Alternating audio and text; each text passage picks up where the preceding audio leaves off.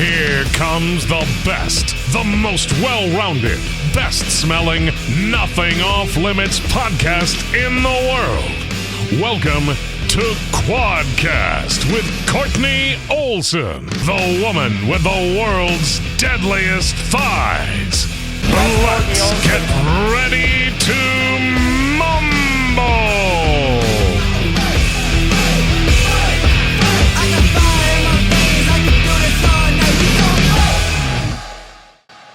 So we're back with another episode of Quadcast. Today we have my friend Janae Kroc, and we have 𝗣𝗥𝗢𝗚𝗥𝗧. Is that your podcast name?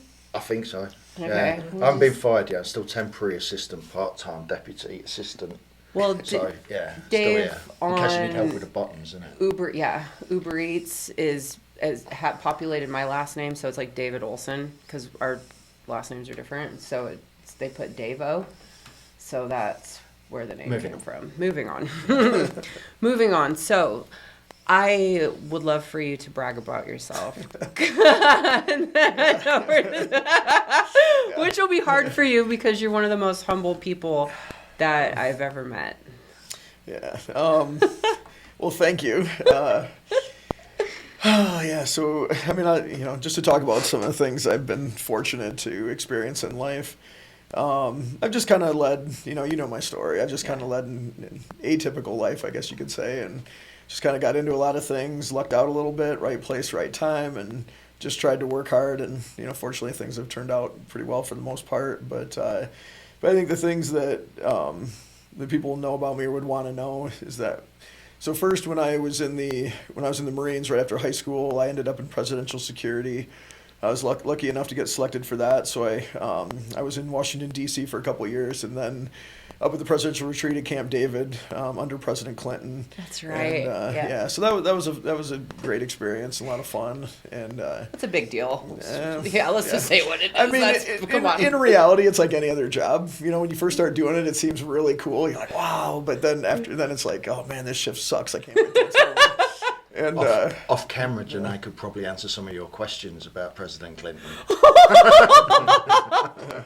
I don't know if you know, I'm a recovering conspiracy theorist. Not recovering. Just take recovering out. Okay, well. Carry on. Yeah. So, presidential. Yeah, so then after that, went to college, started a family. I graduated as a pharmacist. I did that for 17 years. I was always passionate about lifting from the time I was a little bitty kid. And I started competing in high school. I started training when I was 9.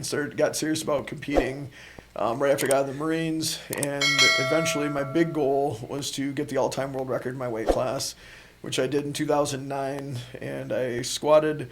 My best squat was 1,014. My best bench was 738. Shit. And my best deadlift was 810, and my best total at 2. Wait, 810? Yeah. Wow. Can you even imagine that? That's huge, isn't it? What is that in kilos? It's about 400, isn't it? Just under, yeah. 400 is 881, so it's like 360. Actually, 810 would be 367.5. You just did that in your head. Degree in mathematics, right? Yeah, I was gonna say, like, rain person. Yeah. Oh, you see what I did there? Not as dumb as I look. Yeah. I was gonna ask you, did anybody heckle you saying you're gonna stunt your growth at 9 years old, starting your training? My mom thought I was gonna hurt myself. My grandma definitely didn't want me doing it.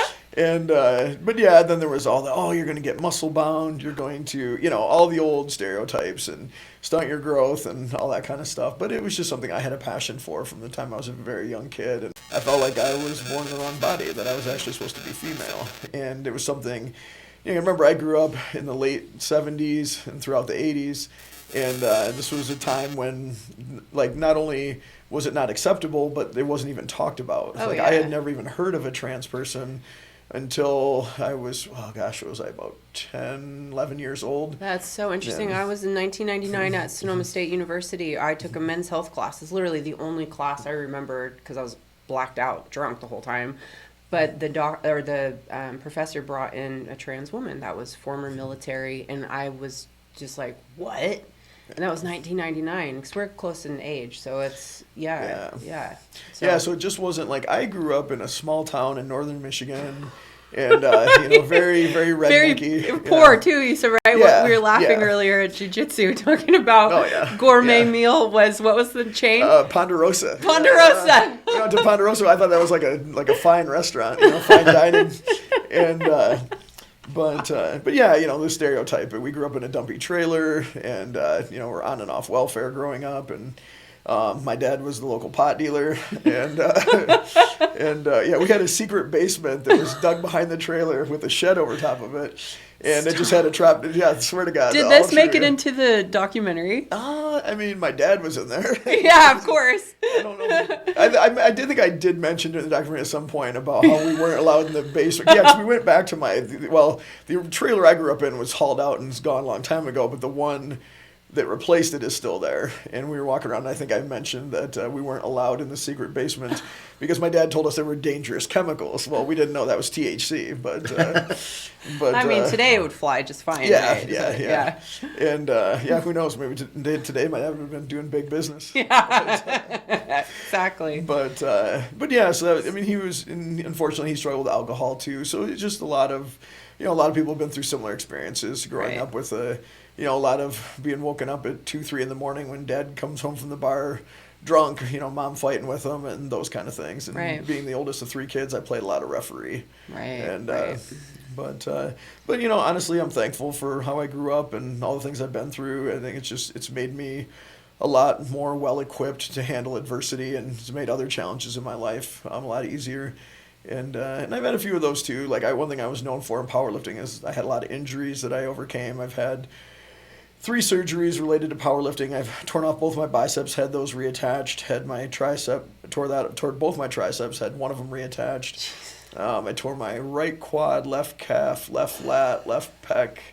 I had a lot of injuries, and really I'm pretty much, I'm all in one piece, and still able to do jiu-jitsu at this point, so I'm pretty happy. But, except for pass my guard, or let me just playing, keep going.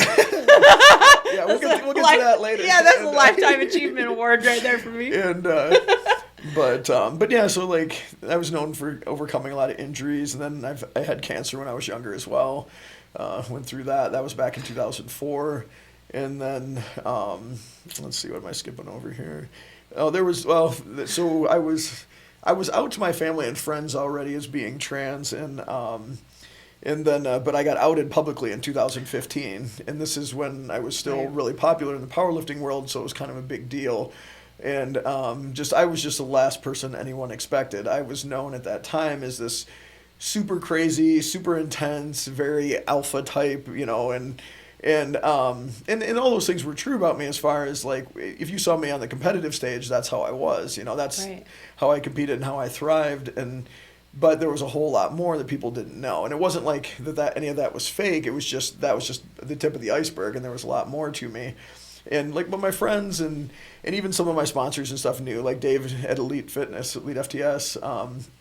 I had told him and Jim Wendler and stuff early on. I had come out to those guys, and they were very supportive and always had my back. And so like at the elite levels of powerlifting, a lot of people knew because I was pretty open about it. But I didn't show up to events all dolled up and stuff like that. And then got outed by a YouTuber in 2015, and then that went viral. And my sons had known their entire lives. Like I was very honest with them from the time they were very little. And but we had talked about the chances of me being outed, and to be honest, the only reason I wasn't 100% out was because I was worried about how it might impact my boys. Even though we're talking like 10 years ago, but the world's changed a lot, and I was so much. Yeah, and I was worried that like they might get harassed by their peers, maybe their teachers, their coaches. So I had talked to a few of my close friends about it, and as a group we had kind of made a joint decision. It's best to wait until my boys get out of high school, and then I was planning to come out about everything. But then that came out. Yeah. What was the motivation for the person? It breaks my heart for humanity that people can. It's the same with journalists and us, right? Yeah, it's we had this similar experience when this whole porn scandal broke, and Dave's biggest concern was his kids getting bullied at school. Yeah, and it's just people don't. People want their 2 seconds of fame, and some views and some likes and some reach at any cost, right? And they don't give a fuck about No, and that's exactly, you hit the nail on the head. That's exactly what it was. It was just he wanted a, you know, and I'm sure it was probably still is the most popular video he ever posted. Right. And but I don't think people realize the damage, you know, outing someone can cause, and not only, you know, can it be, you know, turn their life upside down, but you can put them in danger, and especially with trans women. I mean, I've had. Unfortunately, me being me, I'm a little more well-equipped to defend myself than a lot of people, but still, you never know. I mean, you were protecting Bill Clinton, so, you know. But I had one person in particular who harassed me daily for over 9 months and threatened to kill me by the end of it, and did all kinds of crazy things, like kept creating fake profiles all over, like Facebook, Instagram, Twitter, and I would, you know, have to try to get them taken down, and it was just a huge headache, but just harassed me. And their whole thing was they wanted me to webcam with them. And I'm just like, listen, dude, I'm not. The funny thing was, I only interacted with this person once for about 30 minutes, like one of the early times they had contacted me, and just said, hey, I'm not, you know, no matter what you do, I'm not going to do that. Yeah, like, you're not going to blackmail me into it. Yeah. And but didn't stop them for trying for 9 months straight. I was actually impressed with the person's resolve. See, this is your personality. You look to the positive of everything. It blows my mind. But I was just like, dude, you haven't gotten a peep from me in 9 months, but you're still at it every day. But it just got worse and worse, and to the point where, like I said, towards the end, he was threatening to kill me and stuff. Right. And then it was, you know, I'm doing public speaking events and stuff, and I was getting concerned, like, is this guy going to show up in the crowd and try to actually kill me? And, like, I have no idea who this person actually is, where they live, if, you know, what they look like. So there's no way for me to know. You know, he could have easily shown up somewhere. That's so mind-blowing. Hearing you say that, right? So I know I didn't start the conversation off by, like, prefacing our listeners and saying, hey, this is why, or here's the motivation behind this. Because since you and I connected in 2017, we were living in Singapore. And I remember I came across you, I believe it was somewhere on social media, obviously. And I thought, wow, this is wild. Like, this is brave. Like, how, you know, the judgment, and, you know, I was very keen to connect with you. And we had great conversations, and you were so chill. And then from there, why are you laughing? Netflix and chill. Oh, yeah. We have this running joke, y'all. Tell that story. Do you want to tell it? Yeah. So, like, I think I had found out from my sons what Netflix and chill usually means, and it's not watching Netflix and chilling, as many of you know.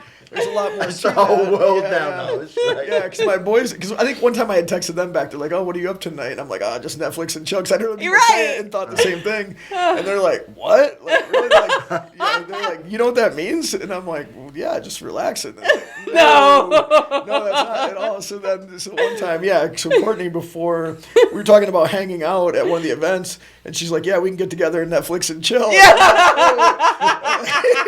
I'm like, we're close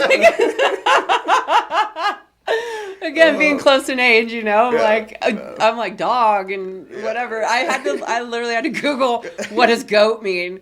And this was only like, I don't know, 2 years ago. It might have been more, but what did you know what goat meant? What he does with goat. Okay, well, there, point in case. So yeah, I had to Google what goat meant, and Netflix and chill. I meant, like, let's watch some shit and chill, like, and and then of course that's hysterical. That's been our inside joke ever since then. Yeah. So I know Cole wants to talk about sport as your main kind of thing, isn't it? I do, and but I was kind of gonna just ask, like, you know, I think we see a lot of stuff on Twitter, and which is. Can I interrupt? It's not we, it's me, and then I send it to him. I've been bombarding Dave for like 6 months, so I got trapped in this. All you see on there is what the algorithm shows you. Yeah, I must have engaged in one piece of content, and then all of a sudden it's like all that I saw. And so I started to, you know, follow certain people, and and you're literally my only trans friend. And I don't know of anybody else. And we're in Las Vegas. Like, you'd think, you know what I mean? And so when you're stuck in this, like, echo chamber, it seems like every other person or every other trans woman is trying to, you know, cause problem in the women's bathroom. And I'm like sitting here over on I've this. been saying, you know, it's I'm going to divorce you if you don't shut the fuck yeah, up. that. But it's so clearly an agenda. The whole noise around. Yeah. So I'm glad you guys brought this up.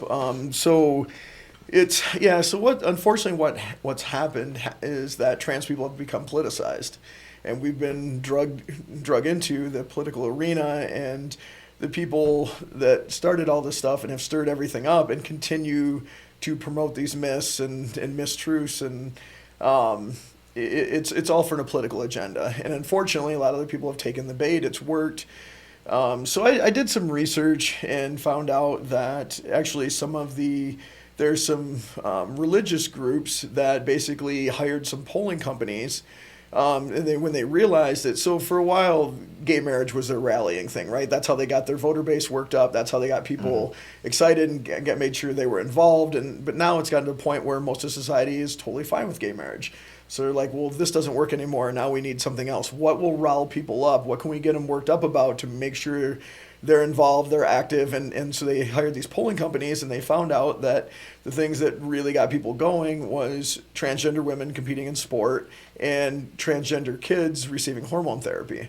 And so they're transitioning in any way. And so they're like, okay, here we go. Here's our new thing. And they've done a really effective job of promoting this. And with like most things political, it's all either, there's a lot of lies, but there's also a lot of like things are just exaggerated or twisted, or, they've got a bias, they've got an agenda. And unfortunately it's worked really well to the point where everything is just, with social media, and like you said, with the algorithms and everything, it just gets regurgitated over and over again. One person says something that's not true or greatly exaggerated, somebody else quotes them, and on, and it just blows up.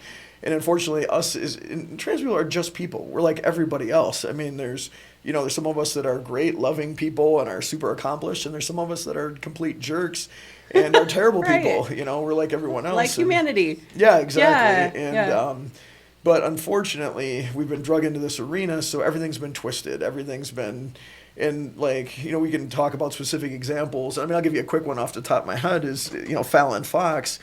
And a lot of people probably heard of, that trans MMA fighter. I was just watching a clip this morning when I got out of the shower, and somebody had reposted. And I'm like, wasn't this like old? Yeah, a long time ago. I mean, she like hasn't fought in it's got to be getting close to 10 years. I mean, at least 8 years. It's been a long time. So they still bring her up. But just to show you how things are twisted and exaggerated. So everybody will talk about 𝗪𝗪𝗥𝗧 and how she was, quote unquote, smashing real women and all this, and then they always mention how she fractured a woman's skull. She broke a woman's skull. And that's how the phrasing's always used, and it gives you this image of she's pounding some poor girl's head in and her split her head wide open. That is not at all what happened. The injury was actually an orbital fracture, which is one of the most common injuries in MMA. Correct. Other women have suffered the same thing from different girls. It's just it's where you take a small fact and make it sound like something way worse than what it actually is. It was basically the girl she was fighting suffered a common injury that a lot of girls suffer, and a lot of male athletes suffer as well. It's just a common injury in MMA. It's the breaking or fracturing of the bone around the eye socket. And so, this idea that she cracked someone's skull open is ridiculous. It's not what happened. And then they talk about how dominant she was and how she was smashing everybody. She was 5-1 as a pro fighter. Of the 5 people that she beat, their combined record, and it's been a long time since I quote these statistics, so I could be off a little bit here, but it's pretty close. It was 8-20 something, and 2 of the girls she beat had never won a single pro fight. The one girl that she fought, none of them had winning records. The one girl she fought that had a winning record is the one she lost to, which she got TKO'd by. And this girl had a losing record inside the UFC. So she was a higher level pro, but by no means dominant in the sport. So the idea that Fallon's in there just destroying everybody is completely not true. That's funny because that was what the video was. Is this woman, and I forget her name. She didn't have a Twitter account because I went to go look for it, of course. But is beating this trans woman in the name of women, basically. It's essentially, had her as this hero, and it even kind of got me a little fired up. I was like, yeah, wow. And then I'm like, whoa, what are you doing? And it was interesting, and I told Dave this morning, because he's watched me over the last 6 months, kind of fall down this hole. And I said, just from hanging out with Janae for the last few hours, I'm immediately reminded that, like, it's just completely changed my perspective. And that, you know, I was on Twitter again this morning. Well, it sounds like I'm on there all the time. It's like, you might have an addiction. And there's this person named Ollie. This is what I mentioned before we went into jiu-jitsu this morning. Ollie London. And it's this person in London. I'm not sure their pronouns. They identified as being Asian and like had all these surgeries done, and then decided, you know, not, and is detransitioning. But at the end of the day, they have a book. So they've written a memoir. It's pinned to the top of their page. But the post I saw today was somebody that goes by they, them, and they're discussing having menstrual cramps and they have a period. And so Ollie says, biological male claims, blah, blah, blah, blah. And I'm like, wait, this is the same person that you've reposted, I don't know, that I've seen 8 times. Right? Yeah. So it's this recycling the same news, putting a different spin on it, and making it sound like it's every other that's trans woman. Yeah, and it's going on so much right now with just greatly exaggerating things. And you know, and we'll get into this, but if we want to have a discussion about trans women competing in women's sports, let's look at the facts. Let's look at the actual success they've had. Let's look at the number of it. Let's look at how their performance changed from the time they started suppressing their testosterone and supplementing with estrogen. Let's have a real conversation. What are the real results? How are these women actually doing? Are they dominating the way that the media would have you believe? And we can talk about it, and there are legitimate points to discuss, and I don't think it isn't a black and white issue. It isn't an easy yes or no. Right, like you compete with men when you compete in jiu-jitsu, yeah, right? Yeah, so I've always, and anybody who's watching the video right now and is not familiar with me is probably like, what in the heck is going on? This person's trans? Like, I don't get it. Like, so typically, I present all different ways, and it's just, you know, without getting off track and getting into too many other things, but I do come back to it though, because it's all so fascinating. But yeah, so I identify as trans, and also as gender fluid and non-binary, and even people in my own community get all up in arms, like, what, you can't be all three, you're one or the other. And I'll explain later why I identify the way as I do and why that works for me. And the reason why I don't look more stereotypically feminine right now is because we're in Vegas, it's hot out, we just went to jiu-jitsu. So unfortunately, I'm not able to grow my hair out anymore. So the only way I can have a hairstyle that would be something that I would feel more comfortable in, and most people would recognize as traditionally more feminine, is by wearing wigs, which obviously don't work in jiu-jitsu class or in the heat. And then but I mean, on any given day, I might have long blonde hair, full makeup, and I might walk in here wearing a maxi dress. Like, in that, I feel very comfortable that way. But take off the hair and makeup, and I look very stereotypically masculine to most people. And it's not something I get incredibly hung up on.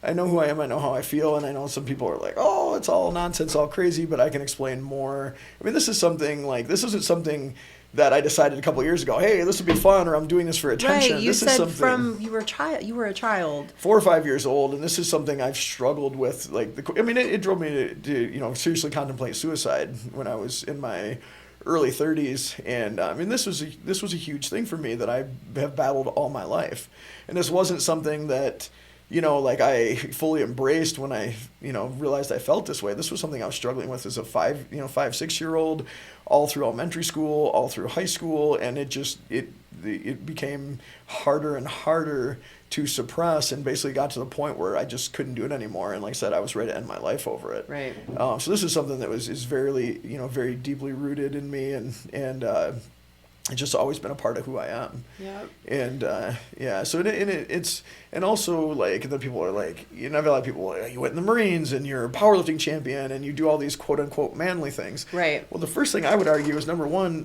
what's manly, what's feminine? No matter what we're talking about. I know lots of girls that went in the Marines. I know a lot of female powerlifters that are very passionate about it.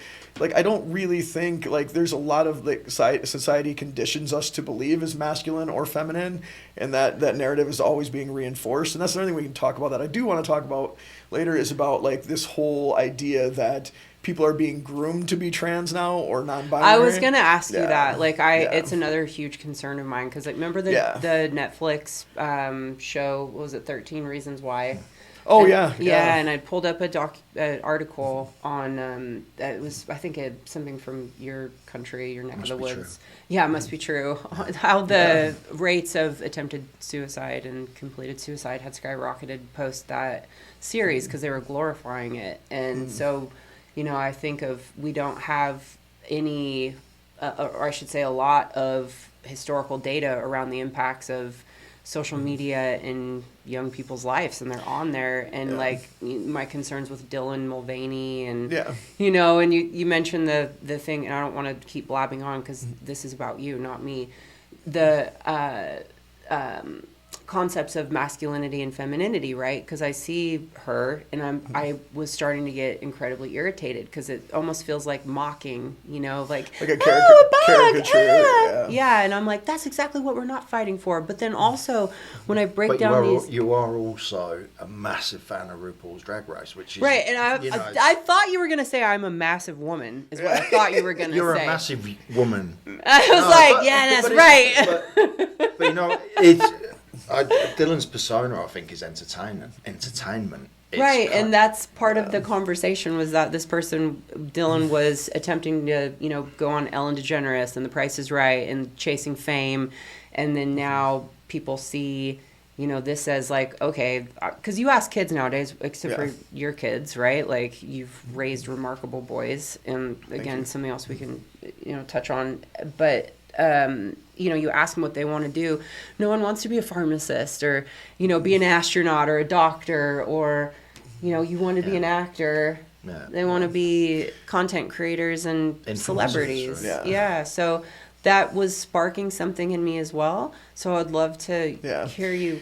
So here's my perspective on it, and I think this is something that it's when we talk about it, it's quite obvious, but no one addresses it, and we don't see it because it's so pervasive in our society that it seems so normal that it doesn't even register. But if we think about it, we're talking about, they see all this stuff on social media, and like there's people pushing this, and why are we seeing so many people come out as non-binary and trans now? And here's my whole perspective on the thing. So the thing is, the reality is, we are groomed from day one into masculine and feminine roles. And when children are born, think about it.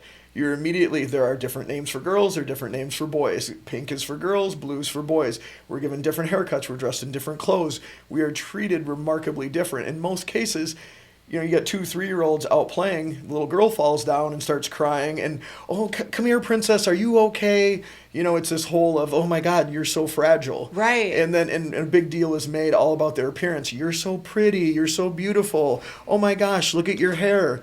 All the shit I tell people, like, hey, as a parent, tell your young daughter she's strong, not pretty. Yeah, you're right. Yeah, and then, but what do we tell boys? He falls down and cries, don't cry, be a man, you need to be tough. And, we cut their hair short, and all these things are reinforced about, being this tough guy. But the reality is, so by the time you're, like I said, even when I was 4 or 5 years old, when I first started realizing I was having these feelings, like I just found myself daydreaming about being a girl all the time. And I was like, even then I recognized, like, ooh, this is bad. I cannot tell people, I cannot tell my parents, little boys aren't supposed to want to be little girls. So like already, even at that young age, I very much understood gender roles. I understood what was expected of me and what was not going to be received well. And so how can we even talk about a teenager being, quote unquote, gosh, I keep slapping. I know, so don't worry. I'm surprised Dave hasn't knocked it off the table. I always got my hands going. But how can we even talk about people being groomed in their teens or pushed in a certain direction when that's been done their entire lives? Right. I going back to your point about, I see this a lot, the idea that the growth in, let's take non-binary for a second, you see the charts, like the growth of the number of people that are now identifying as non-binary, and it's to do with acceptability, isn't it? Social acceptability it's less of an issue now to declare yourself non-binary than it would have been 10 years ago. I will say the stat I'll give you for that is there are 0 gay people in Russia. Right? Yes. I read except that all too. the ones that I talked to. But. except all the gay people. But if you look statistically, there's 0. Yeah. So over time, you'll see when the next Russian president goes in, you'll see a massive growth in people being gay. And it's Right. not It's, that they weren't if you're going to before. get killed for it, you're sure not going to say it. Right, and like that's China as well. Yeah. That's something else I read too. Somebody was on a YouTube debate, and of course, this other person was like, didn't have a reply for it because it was simply the guy's argument was like, well, it's never been more of a safe time for a trans person to come out. Yeah. And so, but yeah, so that's fascinating. And when you mention non-binary, we have a former athlete that has transitioned to being non-binary, and I came across a post. So they've had their breasts removed, and I was like, so now it's wild to me that it's okay for you to be this. He showed a picture of. I got the it's, pronouns. are they them is now he him? I think it's he they. He they, and Yeah, maybe So we they can. do either or. Okay, yeah, because that we got. I should be writing shit down. Like there's so much. But he showed a picture of himself after the surgery, so topless on Facebook, which is you can't do as a woman. Right. Yet non-binary, and that was kind of a question. Yeah, so of course that was my initial response as a woman because I see things right, like the term mother and birthing person and chest feeding, and I'm like, okay, if this is 1% of the population, are you erasing women, right? So the chatter is there, and it's like. This is why I'm so grateful because it's been bothering me so much because at my core, I want to unite us. Like I said, I'm a conspiracy theorist, right? Illuminati, what up, Tupac? Prince. Anyway, Simpsons done predicted too much shit. I'll leave it at that. But I, have that conspiracy brain, and there's this person named David Icke, and I'm just going to mention this. Dave's like shaking his head because he's his countryman. Have you ever heard of him? No, I'm not familiar with him. Okay, you know Alex Jones, right? Yes. Yeah. Stay unfamiliar with that. No, listen. He's Alex Jones type. But he's very calm and researched. Without freaking out. Yes. And seems like a kind person. He's very anti-establishment, and but he's not that much like Alex. Oh, okay. No, he believes that the royal family are reptilians and the moon is the moon is a hollow something or other. Isn't it? I mean a lot of the same stuff, but he's not like screaming and shouting in your face. So he's less emotional, Alex. Yes, precisely. You got me. I went down the rabbit hole 2008 when I needed something to distract me when I first got clean off meth, right? So what do? Something else to control. And from there, I mean, I still didn't get clean for 2 years until after that, but I, started watching all this stuff on YouTube, and this was back when, like, you could go to video to a video, and they'd keep suggesting stuff, right? And a lot of this stuff has been taken offline now anyway, but by the time I made it out to Australia, and I was stuck at the house all day because I didn't want to drive, and even though Australians speak English, it's not fucking English, okay? It's not English. Arguable, yeah. I love Australian accents. I think they're the coolest. Well, then you get into a relationship, you're like, what? Hey? Huh? What? Fuck it. But he'd go to work, and I would be sitting on the computer all day long, and I came across David Icke's videos on this, shape-shifting, and went to the oldest African tribes. Sign me up. I want to know. You're right? Fucking seriously. Like, I'm open-minded to shit, except for the whole earth being flat. That one I have a hard time wrapping my head around. Shout out Eddie Bravo. I mean, maybe you could give us some insider on that at some future date. But anyway, so I came across it. He came home, and I'm all, have you ever heard of David Icke? Because his name is Icke. And he's like, no. And then after a while, he's like, oh, you mean David Icke? And I was like, yeah, that must be it. And he's like, oh, yeah. So he explained he was a professional. He was a pro soccer player, and he hosted like the #1 sports show on the BBC. He was a huge personality at the time, and then he came out and said he was the son of God and started dressing only in purple. He went on the leading talk show at the time to explain that, and it was back in the days where TV was like a thing, and I think it was like 30 million people watched this interview, and everybody just laughed at him. Yeah, they just crucified him, and it was quite interesting how he handled himself, and like that point moving forward, he's gone down this path. So anyway, I came across that shit, and I was like, whoa, that's even too far out there for me, because at this point I was such a conspiracy theorist. I was almost becoming an agoraphobe. Like I was giving myself cold sores. I was so stressed out, and I thought the world was going to end because the Mayan calendar, right? That was me. Like, so to see, there's more to that story. That's why Dave's laughing. But I fast forward a couple of years, and you know, all this stuff had happened with Camp Confidence, and we had just launched Girl. We moved to Thailand, and I had put down the conspiracy stuff basically when I picked up Camp Confidence. And from there, David Icke was coming out to Australia to speak, and I was like, oh my gosh, I need to go listen. So I sat and flew out to Melbourne, and from 9 in the morning till 6 o'clock at night, this motherfucker walked through everything and made it like, it connected all the dots, and it planted this seed. And this was around the time when Caitlyn Jenner was coming out, and it was a whole thing, and the bathroom and sports and all the rest of it. And the part of so he gets to the end, right? So essentially we're being controlled, you know, by this race of aliens. I can't remember what I was doing 5 minutes ago. And if that had that big of an impact on you, I should be able to recall it like to the T. But essentially it's some jinn, you know, is what's referred to in other cultures as this negative entity, whether you want to call it race of aliens or whatever. And it's them controlling the Illuminati. Yeah. And then from there, we're all puppets, whatever.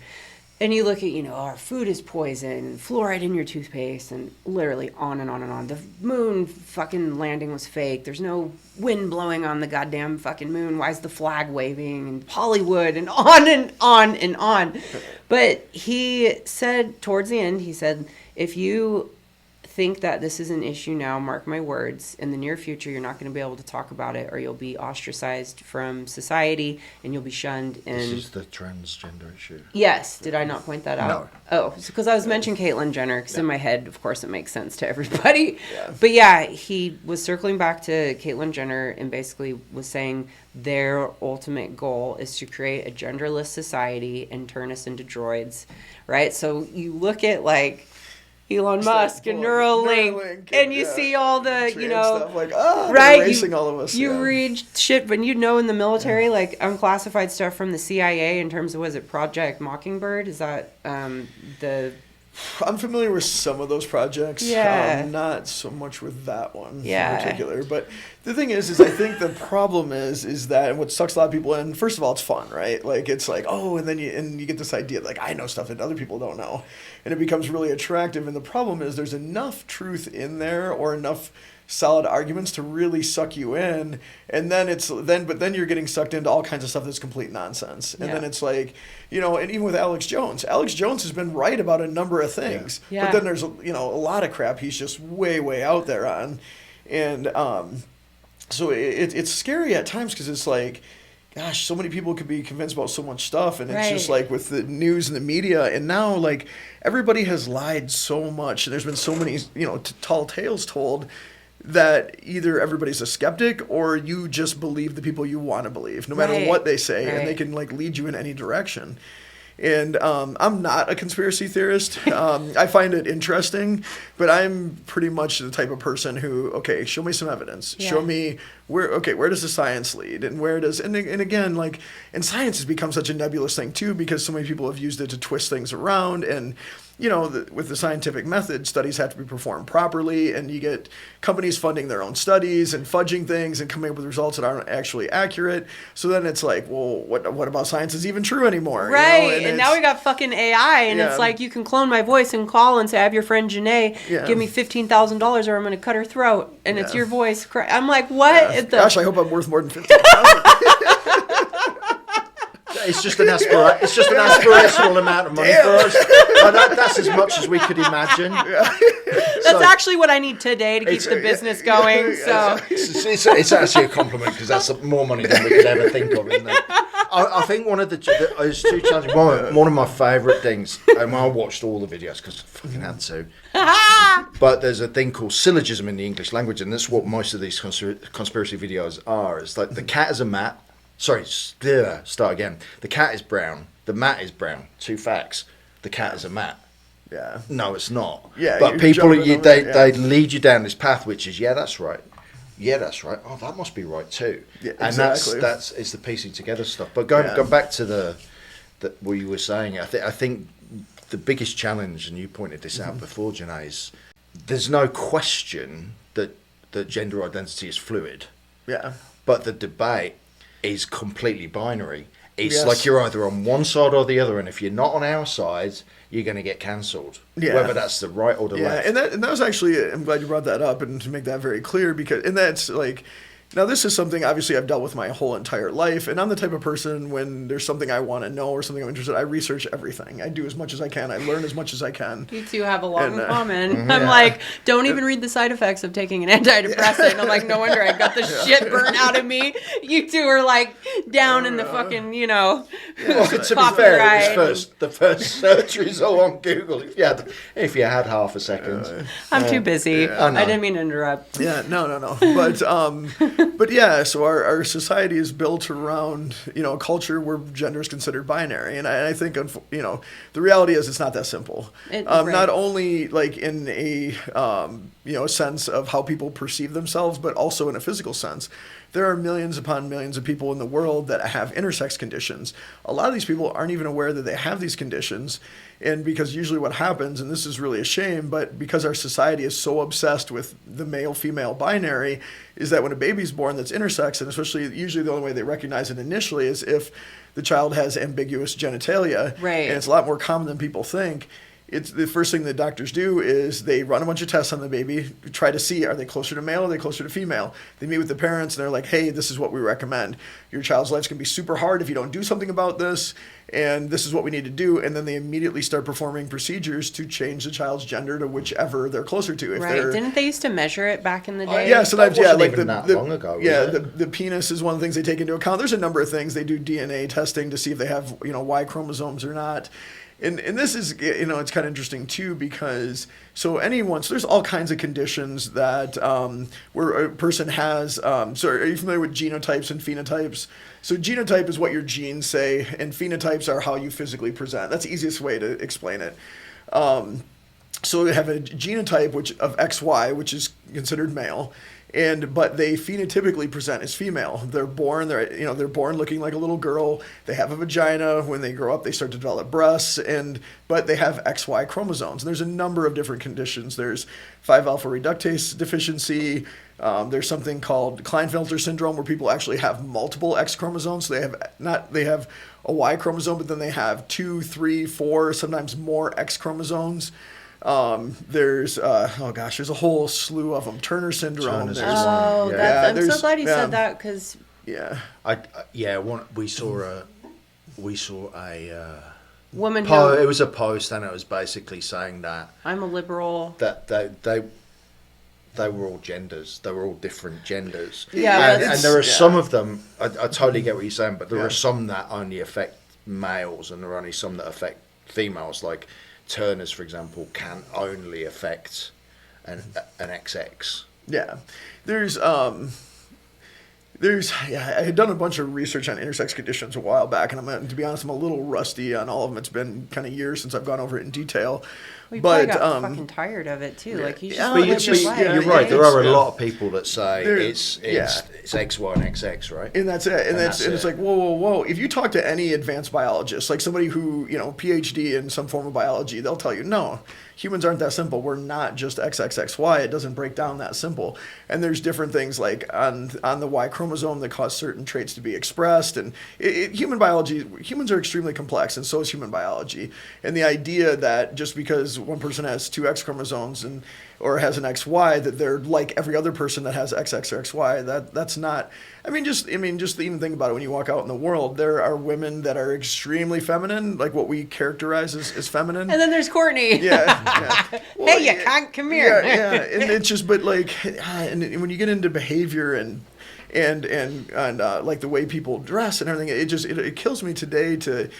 I stumbled across a post the other day. This woman was freaking out because she went to Starbucks and a person who she perceived to be male waited on her, had pink fingernails and longer dyed hair or something like that. And it's just like, do you not remember? It wasn't all that long ago. Women weren't allowed to wear pants. So this whole idea that clothes or makeup or hairstyles exclusively belongs to one gender, that is constantly fluid. It's constantly changing. It's extremely different from like my grandparents' generation to what's acceptable now. Well, didn't you like our grandparents wear dresses, or that was like in the 1800s? Was it Roosevelt? Was it Roosevelt? Yeah, that was. Yeah. There was. I mean, you go back to like the days when the United States started and stuff. Men wore high heels, wigs, and makeup.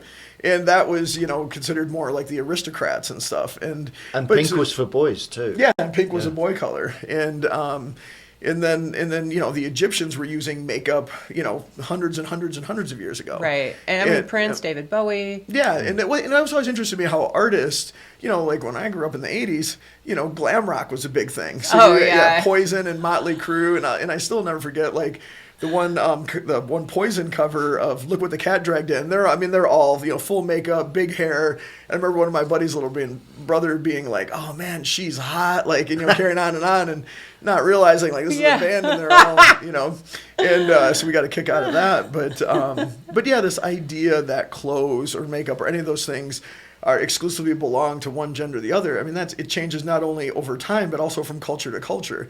What's acceptable in one country is different in another, and it's just these things are all fluid and moving all the time. Right, because when we went to Greece, I saw all these older women with their titties out, and I was like, oh yeah, I'm gonna give this a go. And it's like, yeah, like, well, that's another interesting thing too. Why is it acceptable for men to have their shirts off and not women? We all have nipples, right? And I know some guys that have bigger breasts than a lot of women I know. Exactly. And so what it's and really that's about controlling. It's a means of control, and there's a whole lot of social reasons that go into that kind of stuff.